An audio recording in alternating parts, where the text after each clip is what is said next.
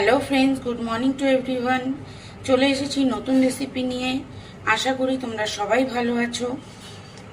একটা খুব সুন্দর সকাল। তো আজকে আমি চলে এসেছি গ্রিল ফিশ রেসিপি নিয়ে। তার জন্য আমার লাগছে, আমি এখানে এক পিসি পেটির মাছ নিয়েছি, পোনা মাছ।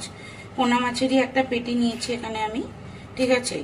আর আছে গন্ধরাজ লেবুর একটা টুকরো, আর আছে একটু আদা বাটা, একটু পেঁয়াজ বাটা, আর একটুখানি রসুন বাটা, আর লাগবে একটু নুন, আর তার সাথে একটু হলুদ গুঁড়ো, ঠিক আছে।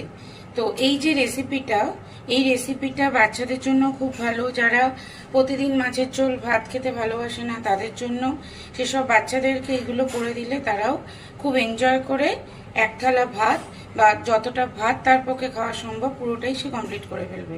তো চলে আসি রেসিপিতে। আমি আগে মাছের মধ্যে একটুখানি নুন হলুদ মাখিয়ে নেব। একটু হলুদ দিলাম,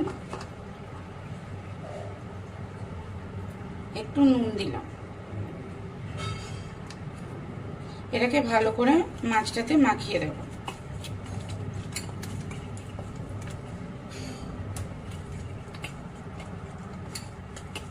মাখানো হয়ে গেছে। গন্ধরাজ লেবুর টুকরোটা এর মধ্যে দিয়ে দেবো। এটাকে তোমরা বলতে পারো গন্ধরাজ গ্রিল ফিশ, ঠিক আছে। গন্ধরাজ লেবু দিলে একটা আলাদাই স্মেল আসবে, যে স্মেলটা খুব সুন্দর লাগে গ্রিল ফিশে। এরপর আস্তে আস্তে মশলাগুলো দিয়ে দেবো। আদা বাটা দিলাম, আদা বাটাটাকে মাখিয়ে নেব।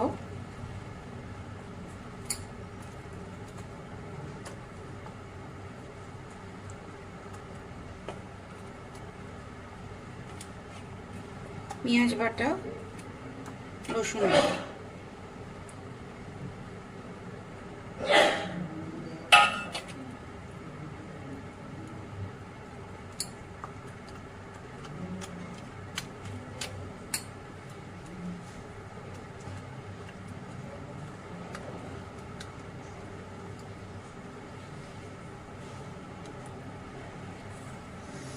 দেখো আমি খুব সুন্দর করে এগুলোকে মাখিয়ে নিয়েছি। এই অবস্থায় আমি এটাকে 30 মিনিট মতো রেখে দেবো, যাতে এই মশলাগুলো জুসটা এর মধ্যে ঢোকে।